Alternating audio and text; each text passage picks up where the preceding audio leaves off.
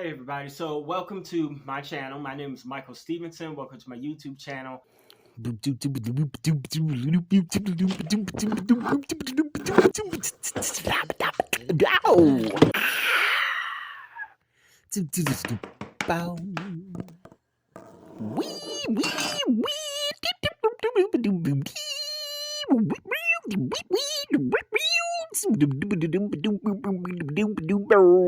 Wow. This is, of course, another episode of my entertainment industry series. Today, I want to talk to you a little bit about actors and specifically, I guess, their classifications or how it is that the celebrities of today are different from the stars of yesterday. I'm hoping to get through this video quickly, but we'll see. I really probably only want to cover two topics, okay? So if you're following along sequentially, then you know exactly what the generational cycle is as it relates to truth, reality, and beauty. One of the things that I think differs between the celebrities of today, specifically of my generation, the millennial generation, as well as Gen Zers, and then this is also definitely going to go into Gen Alpha, is that our generation, and I mentioned this in that video as well, our generation, for whatever reason, we don't like for our stars to have any kind of, for lack of a better word, personality outside of music. Now, I've spoken a little bit about the music industry. I'm not really a music head I can't even say that I ever really was a big music head, somebody who lived and died on music. But outside of music, where we still do allow a little bit of personality, we don't seem to like our stars or our celebrities having any real personality. Not really.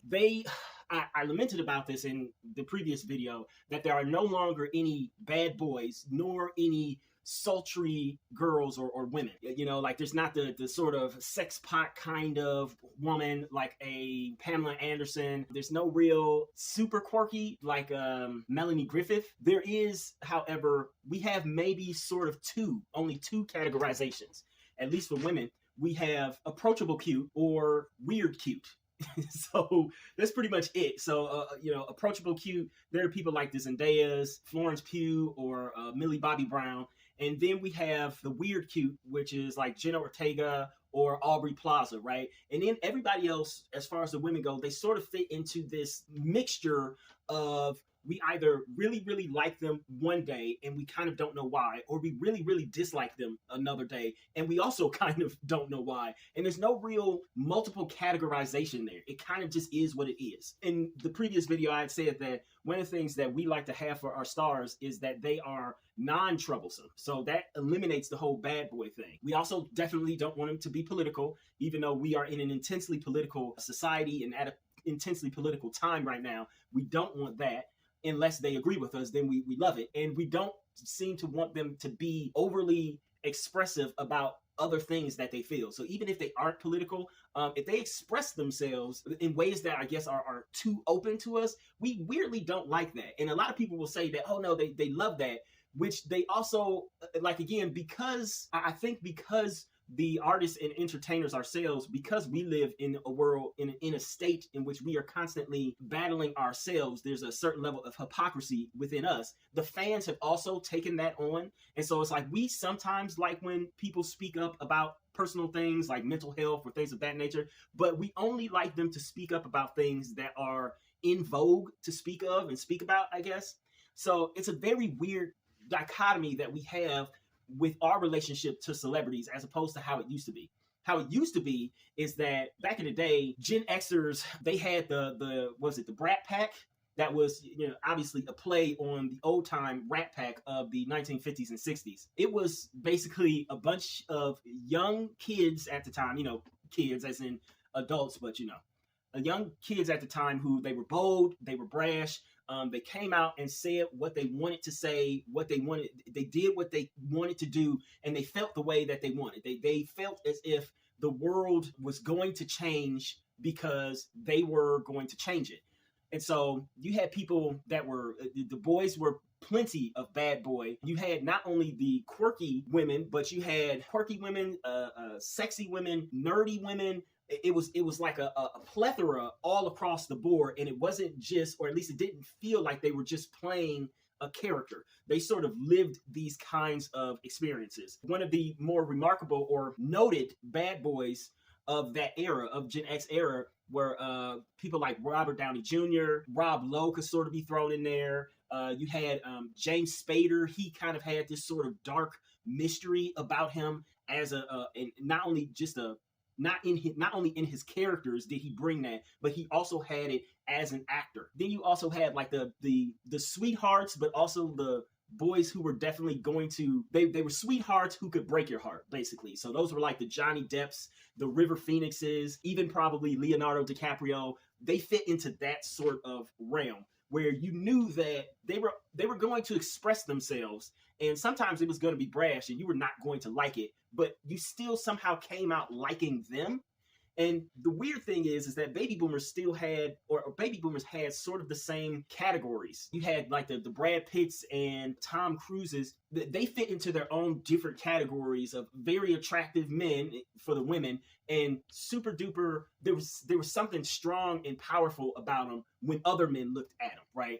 So there were things that you could appreciate. Now, though, it just doesn't seem like there's really any kind of categorization as far as the actors themselves go. When they are not inside of the roles that they're hired to inhabit, everybody just sort of laughs at some of the same jokes. They talk about some of the same issues. There's no hint of, wow, this person is definitely in this category. You know, there's just no hint of it. Like, I just don't even know what else to say. It almost feels in some ways like every single celebrity is a girl or boy next door type, to where they don't really stand out as being one specific thing. Now, can that hurt them? I don't know. I don't know if it hurts or helps. What I do know, though, is that because right now we have a mentality that is kind of focused on, for lack of a better word, on hating or loathing our actors and our actresses, on the people who are supposed to be our stars. We openly dislike them. Can this help them being so essentially nondescript as people? I don't know, but I do believe that it kind of can hurt them. Case in point, Brie Larson. I oftentimes kind of feel bad for Brie Larson. Now, I just read an article, and I wish I had screenshotted it. In the article, she said that she's actually okay with how her fame is working. And so if she's okay with it, then I'm fine with it. Before that, I used to somewhat feel bad for Brie Larson. And here's why. So a couple years ago, this is way back, I guess. This is more than 6-7 years ago now, I suppose. She won the Oscar for Best Actress. The Oscar for Best Actress. Let me say that one more time. She won the Oscar for Best Actress. And it feels almost like not a lot of people even know that or remember it. But then on top of that, after she won, and she won for the film Room, in which she plays a captive woman. After she won, it almost felt like for a minute, people were just sort of sitting there, I guess, confused, because it just didn't seem like anybody knew who Brie Larson was, and that she just popped onto the scene one day, and that she was suddenly this darling in Hollywood. But the problem is that the darling part of that never seemed to kick in.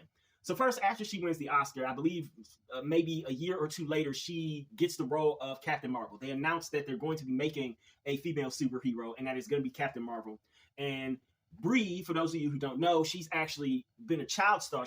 So she's been in the industry for a long time. She has a history with Disney. So she was one of the front runners to become Captain Marvel, which of course she won. The thing is that for whatever reason, Brie Larson said one or two things about men and about specifically wanting, I guess, to create a powerful female character. And suddenly that just seemed to have turned everyone against her. And admittedly, even I disliked Brie Larson for a while. And I had to check myself before I wrecked myself, because I remember that the reason why I disliked Brie Larson is because she was presenting the Oscar for Best Actor the next year. And that just so happened to be the same year in which Casey Affleck, who ultimately won the Oscar, he was accused of, I guess, some sort of harassment or something, or, you know, it might have gone further than harassment. I can't remember the actual specifics, but in giving him his Oscar, she looked visibly unpleased to even be awarding him something like that, right? And so I find it interesting now, after a year after the whole Will Smith incident, in which pretty much everybody sort of chastised all the people within the audience that night for giving Will Smith the standing ovation after he slapped Chris Rock and everything. I find it interesting that nobody seems to go back and say, well, maybe Bree had a point. Again, I can't remember what the allegations were, or if he was found guilty, or if he settled out of court, or if it even went to court. But the fact that she still did stand up there and give him his Oscar and all that stuff, but she looked displeased. And so I just knew immediately, like, wow, people are definitely going to turn on her. And then she said maybe like one thing that was like, oh my God, it was eye rolly. And suddenly everybody, well, not everybody, but a huge group of people, men and women, mind you, suddenly started to look at her as like, oh, Brie Larson, she's not this, she's not that, blah, blah, blah, yada, yada, yada. All she did was speak her mind and actually show a little bit of her own personality. And we kind of went after her as if she had committed the most vilest, vulgarest of crimes ever. And I hate to say this, but I feel like if Brie Larson had been a star, had been an adult, and had the same career in the 90s, she would have been one of the biggest actresses coming out of that decade. Like she literally would have been everywhere. Everybody would have loved her. People would have agreed with her. Little girls would have wanted to be like her when they grew up. Number one, she actually is beautiful. And even if you say, well, she's not my type, maybe in the face or maybe in the body, I hate to say it, but the fact of the matter is that she keeps herself incredibly fit. You can see all over her Instagram and her social media that she works out. She keeps herself up. She probably has one of the ideal 90s bodies. Once Kim Kardashian came onto the scene, everybody, of course, switched to preferring larger butts. But before that, everybody was about breasts. And listen, I hate to talk about people's bodies. I really do. But Brie... So she's a very beautiful woman, at least to me. She has a personality. She kind of can make some jokes, even though they are those sort of off-kilter jokes. She makes them, and she makes them fairly well. She's sort of awkward in sometimes, but you also can tell that she has a confidence about herself. And yet a lot of people, again, just don't like her. It is weird that she can be one of only, three female superheroes in the world. Her, Wonder Woman, Gal Gadot, and Black Widow, Scarlett Johansson. She could be one of only three in the world currently right now today. And yet she can still go out and people not like mob her or not even notice her or not like her for some reason. The fact that we don't want our celebrities to have a personality is one of the reasons why people don't want to like her. In a strange way, I think the same thing kind of happened to Jennifer Lawrence. Now, Jennifer Lawrence, again, she is a ripe beauty. And when she came out, she suddenly just sort of stormed the scene.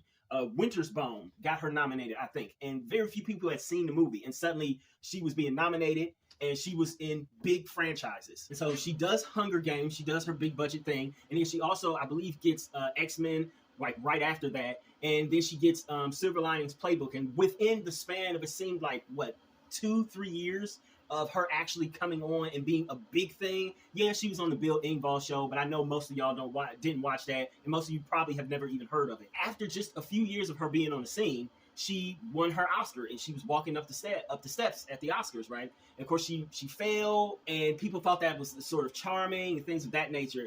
Literally right after that, the next year, people were already kind of tired of her. And I don't know if you guys remember this, but she fell again on the next year's carpet, or maybe the year after that. And, Ellen was hosting that year.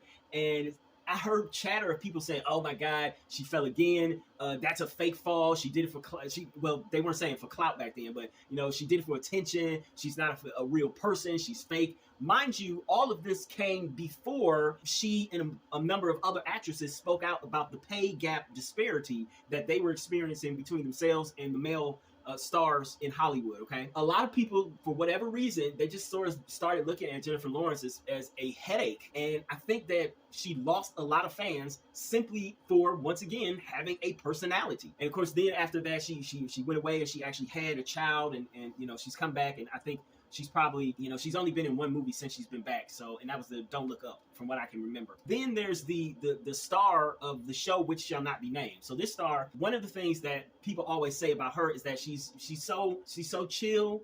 She doesn't bother anybody. She's so unproblematic, things of that nature. But then I was like, oh, that's great, that's awesome. But then the worst thing happened is that during the COVID shutdown of 2020, they were interviewing a bunch of people, of course, and most of the interviews were at home, so they would have to Skype in, right? And one of the things that this particular star, one of the things that she said is that, yeah, she's been struggling with COVID because she doesn't know what to do. Or in other words, she's been in Hollywood working for so long that she doesn't actually have, for lack of a better word, a personality. She doesn't know how to not be working. She doesn't know what her own interests are outside of work. basically, she's just sort of, and you have to couch this under the understanding that I absolutely love this actress. I want to work with her. I think she's a phenomenal actress, all of that stuff. But with that being said, I feel like if she started to show any kind of a tiny bit of real personality and started to speak her mind about things, I'm not sure that a whole lot of people would really like that. I just don't know. And before you guys say that, oh, well, that's the women, and that's how they've always tried to treat the women, they've tried to silence the women, it's the men too, because the men are just as milquetoast as the women these days. As I said, there are no bad boys, so let's get that out of the way. In music, there are still, the macho, super masculine, hyper masculine dudes who are trying to prove themselves. But in the acting realm, there kind of is none of that. The men also come out, and just like pageant people, they come out and they smile, and maybe they make a few jokes here and there, a few self-deprecating jokes here and there, and that's about it. Like, you kind of have no sense of, you kind of get no sense of their personality all that much. The only ones that I can say do have somewhat of a personality are the ones that have been around for so long that it feels like, well, okay, I guess we sort of know with him. And that would be like Chris Evans. But and you can also say that about Chris Hemsworth too, Thor. But again, if they don't give off the kind of goofy, sort of non-threatening, almost dad-like or dad joke-like energy, right? Then basically we don't like them and we throw them away immediately. So you can't come in as being like overly smart or overly sophisticated. You can't come in even as having a sort of darker energy. Robert Pattinson, I feel like he has tried to have a darker sort of mysterious energy for a very long time, especially in interviews and things of that nature. And it doesn't, I don't know if it works. I'm not really sure if it's actually working for him or not. Yes, there are plenty of people who really love him. I really enjoy Robert Pattinson as an actor myself. But at the same time, I always think like, wow, you know what? It just feels almost like there's something missing, right? Because if you look at Robert Pattinson, he could easily and should easily slot into the role of this generation's George Clooney, honestly. But no, he doesn't fit into that for whatever reason. And a lot of times we seem to look at our stars and we constantly dismiss them. People all the way up until the Batman, they were still dismissing Robert Pattinson as being the Twilight boy, the Twilight kid. And I'm just like, this dude has been working for over 10 years in Hollywood, and he hasn't touched anything like Twilight for a very long time, and all they can remember him from is that. And I feel in part that that's also, it's not just because he maybe didn't have other memorable roles, which I would argue and say that they might be right about that. His other roles, even though he acted well, they weren't as memorable, or they weren't in memorable movies. But even with that, it's like he should be able to live on his personality alone. Okay, The Rock can live on his personality alone. You kind of know who and what The Rock is. But George Clooney also is the same type of way. He's more so personality than anything. George Clooney's, his allure goes beyond just the fact that he is a very handsome, very attractive man. And that he's a very good actor, as well as probably a better director even than an actor. He has something else about him that, yes, when you see him in a role, it's good. But when you see him just even being interviewed, it's something else. It's something that is, it pulls you to him and you go, wow, I would love to sit and have a drink with him or have a conversation with him or whatever. The stars of today are kind of missing that in a huge way, which is one of the reasons why I keep saying that they probably aren't stars. They don't have they don't have nearly as strong of personalities as their predecessors have had, to where it's like, oh man, they're almost, it almost feels like they bring in, and I hate to say this, but it almost feels like they bring in a kind of low energy or an unknown energy to the table. And because nobody knows what it is, we have to figure out, like each person has to figure out, okay, this energy is unknown. Do I like that it's unknown and think that it's mysterious, or do I not care about the mystery of it? And I hate to say it, but I feel like a lot of us are going with the latter. We're saying, we just don't care. Just have them be nice and have them come out and smile and look pretty and, crack maybe a few jokes that don't even seem natural to them. Like they don't even seem like things they would joke about in real life. And let that be that. We don't want our child stars to grow up. We don't want our regular stars who have already grown up. We don't want them to have any sort of real personality. And when they do, we kind of shun them and we say, oh, how dare they do that? How dare they do this? I remember even with, what's her face? Anne Hathaway. Anne Hathaway. She when she came out and she did the orange thing on the Ellen show. You guys can look it up. Look up Anne Hathaway orange thing. There were people who came out and said, oh, why would she do that? Why would she trick people like that? Use a celebrity, blah, blah, blah. And I was like, it was just an innocent little joke. And people, even then, they were like, I don't like it. Oh, you can't joke like that. It's very strange. It is very strange that we are more obsessed with celebrity than we've ever been. And yet, and at the same time, we want our celebrities to be more like us than ever before. And I'm just like, why? I wish that the days when celebrities had a certain level of separation from us, they had a certain level of mystery to them, and they had their own personalities outside of the characters that they play, would come back. Y'all, I had to rush and turn my beans off. My beans was cooking, they were boiling, and I had to turn them down to simmer. So anyways, I think we're going to end the video sort of on that. Like I said, I feel like the celebrities themselves, it may be that maybe they don't have as strong of personalities as we were used to in the past, or maybe they're trying to keep their personalities low key, which is another thing that we oftentimes describe them as being. But whatever the case is, I feel like it's better to have celebrities that are polarizing to us, but that we also can fully respect, than to have these celebrities that we feel they don't really stand out to us in our minds as being anything other than super attractive and really good at their jobs. I want a little bit of separation there, that I want a little bit of, I want it to feel again as if being a celebrity, as if being a star is something that is that it's on another level, that you can't reach it, that there's something special about it. Because right now, most of these people don't feel all that special. And when you don't feel all that special to your audience, I feel that you risk not having a full command of your audience. Or in other words, you risk going away, disappearing, and no one really caring. So, yeah, that is what I would say to people of my generation, people of the next generation, my peers, etc. Stay tuned for, it's going to be a sort of kind of part 2, but it's sort of on a different subject. We're going to talk again about celebrities and how they categorize as far as their acting roles go.